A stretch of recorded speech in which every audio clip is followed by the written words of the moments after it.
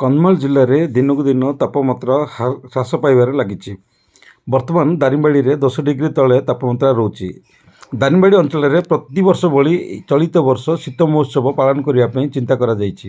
ତେବେ ବନ୍ଧୁଗଣ, ଯେ ଦାରିଙ୍ଗବାଡ଼ିରେ ଗତ କୋଭିଡ଼ ପାଇଁ 2 ବର୍ଷ ଧରି ଶୀତ ମହୋତ୍ସବ ହୋଇପାରିନଥିଲା। ଶେଷ ଥର ପାଇଁ 2020 ଜାନୁଆରୀ ମାସରେ ଏହା ପାଳନ କରାଯାଇଥିଲା।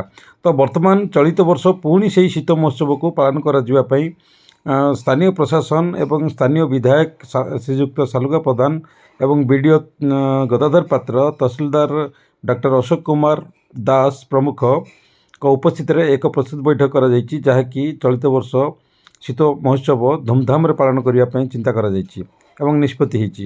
ଏହି ପରିପ୍ରେକ୍ଷୀରେ ବର୍ତ୍ତମାନ 7 ତାରିଖ ଠାରୁ 11 ତାରିଖ ପର୍ଯ୍ୟନ୍ତ ଜାନୁଆରୀ ମାସରେ ଏହା ପାଳନ କରାଯିବ। ବର୍ତ୍ତମାନ ଯଦି ଆମେ ଦେଖିବା, ଶୀତ ପ୍ରବଳ ମାତ୍ରାରେ ହେଉଛି ଏବଂ ଅସହ୍ୟ ଶୀତ ଯୋଗୁଁ ସ୍ଥାନୀୟ ଲୋକମାନଙ୍କ ପାଇଁ ଶୀତ କଷ୍ଟ ଦେଇଥିବା ବେଳେ ପର୍ଯ୍ୟଟକମାନଙ୍କ ପାଇଁ ଏହା ଆନନ୍ଦ ଦେଇଛି। ବର୍ତ୍ତମାନ ଶୀତରୁ ରକ୍ଷା ପାଇବା ପାଇଁ ଲୋକମାନେ ସକାଳୁ ବ୍ୟାୟାମ କରୁଛନ୍ତି, ମର୍ଣ୍ଣିଂ ୱାକ୍ କରୁଛନ୍ତି ଏବଂ ନିଆଁ ପାଇଁ ସ୍ଥାନେ ସ୍ଥାନେ ଲୋକମାନେ ନିଆଁର ବି ଆଶ୍ରୟ ନେଉଛନ୍ତି ଏବଂ ମର୍ଣ୍ଣିଂ ୱାକ୍ ବି କରୁଛନ୍ତି। ତ ଏଇ ଯେଉଁ ଶୀତ ଉତ୍ସବ ପାଇଁ ପ୍ରଶାସନର ଜୋରଦାର ପ୍ରସ୍ତୁତି ହୋଇଛି। ପର୍ଯ୍ୟଟକମାନଙ୍କର ସାମାଜିକ ସୁରକ୍ଷା କଥା କୁହନ୍ତୁ, ସେମାନେ ସ୍ଥାନୀୟ ଯେଉଁ ମିଳୁଥିବା କନ୍ଧମାଳ ହଳଦୀ କୁହନ୍ତୁ ବା ହୋଟେଲରେ ଖାଉଥିବା ଖାଦ୍ୟ କଥା କୁହନ୍ତୁ, ସବୁକୁ ବର୍ତ୍ତମାନ ପ୍ରଶାସନ ମିଳିତ ଚଢ଼ାଉ କରି ସବୁ ଯାଞ୍ଚ କରୁଛି। ଯେହେତୁ ଶୀତ ଉତ୍ସବରେ ହଜାର ହଜାର ସଂଖ୍ୟାରେ ପର୍ଯ୍ୟଟକ ଆସିବେ, ସେମାନେ ଯେମିତି କନ୍ଧମାଳ ହଳଦୀ ଗୋଟେ 1 ନମ୍ବର ହଳଦୀ ବା ସ୍ଥାନୀୟ ବିଶ୍ୱବିଖ୍ୟାତ କନ୍ଧମାଳ ହଳଦୀକୁ ସେମାନେ କିଣିପାରିବେ, ତା ସହିତ ଭଲ ଖାଦ୍ୟ ପାଇପାରିବେ। ମଟନ୍ କୁହନ୍ତୁ, ମାଛ କୁହନ୍ତୁ, ଯାହା ବି ମାର୍କେଟରେ ମିଳୁଛି ତାକୁ କେମିତି ଗୁଣାତ୍ମକ ସ୍ଥାନୀୟ ଖାସି ଯେମିତି ଲୋକମାନେ ପାଇପାରିବେ ସେ ନେଇକି ଗୁରୁତ୍ୱ ଦିଆଯାଉଛି।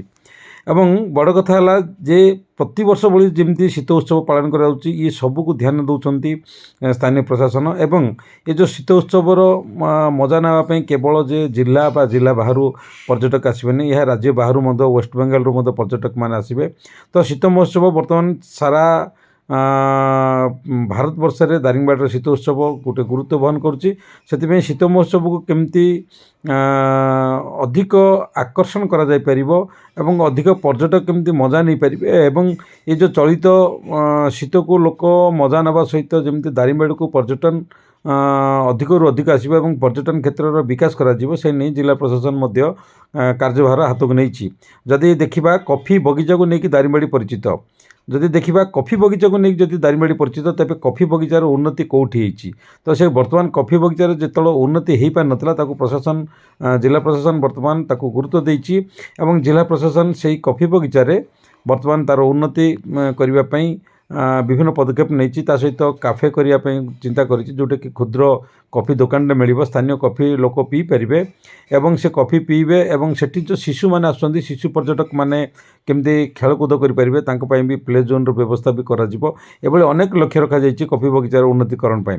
ଏବଂ କଫି ବଗିଚା ଭିତରେ ଯେଉଁ ମିଳୁଥିବା ସାମଗ୍ରୀ ଯଦି ଆମେ କହିବା, ସ୍ଥାନୀୟ ଗୋଲମରିଚ କୁହନ୍ତୁ, କଫି କୁହନ୍ତୁ, ସ୍ଥାନୀୟ ହଳଦୀ କୁହନ୍ତୁ, ସୋରିଷ କୁହନ୍ତୁ, ଅଦା କୁହନ୍ତୁ, ଯେକୌଣସି ଜିନିଷ ଲୋକାଲ ଜିନିଷ ରହିଛି ତାକୁ ଯେମିତି ପର୍ଯ୍ୟଟକମାନେ ଠିକ୍ ଦରରେ କିଣିପାରିବେ ଏବଂ ଠିକ୍ ଜିନିଷ ଯେମିତି ବିକ୍ରି ହୋଇପାରିବ, ସେଥିପ୍ରତି ସ୍ଥାନୀୟ ପ୍ରଶାସନ ଅତି ଗୁରୁତ୍ୱର ସହ ନେଇଛି ଏବଂ ସବୁ ଦୋକାନକୁ ଯାଞ୍ଚ କରୁଛି। ଏବଂ ପର୍ଯ୍ୟଟକମାନେ ମଧ୍ୟ ଯେଉଁ କନ୍ଧମାଳ ଯେଉଁ ଦାରିଙ୍ଗବାଡ଼ିରେ ରହିଛି ଗୋଲମରିଚ ଏବଂ ଏଇ ଯେଉଁ ବିଭିନ୍ନ ସାମଗ୍ରୀକୁ କିଣିବା ପାଇଁ ଆଗ୍ରହ ପ୍ରକାଶ କରିଛନ୍ତି।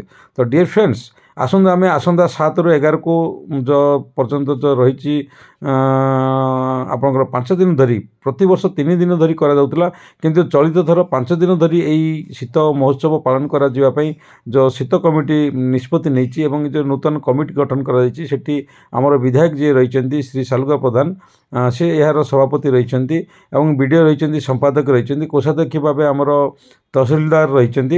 ତ ଏମାନେ ସମସ୍ତେ ଉଦ୍ୟମ କରୁଛନ୍ତି ଆପଣମାନଙ୍କୁ ଏକ ସୁନ୍ଦର ଭେଟି ଦେବେ ଶୀତ ମହୋତ୍ସବ। ତ ଆପଣମାନେ ସମସ୍ତେ ଶୀତ ମହୋତ୍ସବରେ ଯୋଗ ଦେବା ପାଇଁ ତୟାର ହୋଇଯାଆନ୍ତୁ। ଆପଣଙ୍କ ପରିବାର ନେଇକି ଆସନ୍ତୁ ଏହି ଶୀତ ମହୋତ୍ସବକୁ ଏବଂ ପର୍ଯ୍ୟଟନ କ୍ଷେତ୍ର ଯାହା ବି ରହିଛି ତାକୁ ବୁଲି ଦେଖନ୍ତୁ। ପ୍ରକୃତରେ ଦେଖନ୍ତୁ, ଆପଣ ବିଭିନ୍ନ ଭିଜୁଆଲରୁ ଦେଖୁଥିବେ କେମିତି ଶୀତ ରହିଛି। ପିଲାମାନେ ପାଠ ପଢ଼ିବାକୁ ଯାଉଥିବା ସମୟରେ ମଧ୍ୟ ରାସ୍ତାରେ ପଡ଼ିଥିବା ପତ୍ରକୁ ଗୋଟେ ନିଆଁ ଲଗାଇ ତାହିଁରୁ ନିଆଁ ପୋଛନ୍ତି। ତ ଏଭଳି ବର୍ତ୍ତମାନ ଶୀତ ରହିଛି। ତ ନିହାତି ଭାବେ ଯେତେବେଳେ ଶୀତ ମହୋତ୍ସବ ହେବ, ଏଇଟା ଇତିହାସ ରହିଛି ଦାରିଙ୍ଗବାଡ଼ିରେ ଯେବେଠୁ ବି ଶୀତ ହେଇଛି, ଶୀତ ମହୋତ୍ସବ ହେଇଛି, ସେହି ସମୟରେ ଶୀତର ପ୍ରକୋପ ଏଠି ବୃଦ୍ଧି ପାଇଛି। ତ ବର୍ତ୍ତମାନ 2 ଦିନ ହେଲାଣି ଶୀତ ଏଠି ପ୍ରକୋପ ବୃଦ୍ଧି ପାଇଛି। କେବଳ ଯେ କନ୍ଧମାଳ ନୁହଁ, ସାରା ରାଜ୍ୟରେ ଏବେ ଶୀତ ଜାରି ରହିଛି। ତ ନିହାତି ଭାବେ ତା ତୁଳନାରେ ଯଦି ଦେଖିବା, କନ୍ଧମାଳ ଜିଲ୍ଲାରେ ଆମକୁ ଅଧିକ ଶୀତ ରହିଛି, କାକର ପଡ଼ୁଛି ଏବଂ ଅତି ସୁନ୍ଦର ପରିବେଶ ରହିଛି। ପର୍ଯ୍ୟଟକମାନେ ମଧ୍ୟ ଏବେ ଯେତେବେଳେ ଶୀତ ଛୁଟି ହେଇଛି, ପର୍ଯ୍ୟଟକମାନେ ମଧ୍ୟ ଆସିବା ଆରମ୍ଭ ହୋଇଯାଇଛି। ସବୁ ହୋଟେଲ ବୁକିଂ ବି କରିନେଇଛନ୍ତି। ତ ନିହାତି ଭାବେ ମୁଁ ଆପଣମାନଙ୍କୁ ପୁଣି ଥରେ କହି ରଖେ, ସେ ଗୋଟିଏ କଥା, ଶୀତ ମହୋତ୍ସବ, ଦାରିଙ୍ଗବାଡ଼ିର ଶୀତ ମହୋତ୍ସବ ସମସ୍ତଙ୍କ ପାଇଁ ନିଆରା। ଏବଂ ଶୀତ ମହୋତ୍ସବ ଯେତେବେଳେ କି ଏହି ସିଜନରେ କରାଯାଉଛି, ସମସ୍ତଙ୍କର ଆକର୍ଷଣ ରହିଛି ଶୀତ ମହୋତ୍ସବ ପ୍ରତି, ସମସ୍ତଙ୍କର ଆଗ୍ରହ ରହିଛି। ସମସ୍ତେ ବି ଏବେଠୁ ଖବର ନେଲେଣି, ଫୋନ୍ କରିକି ପଚାରୁଛନ୍ତି, ନିଜ ନିଜ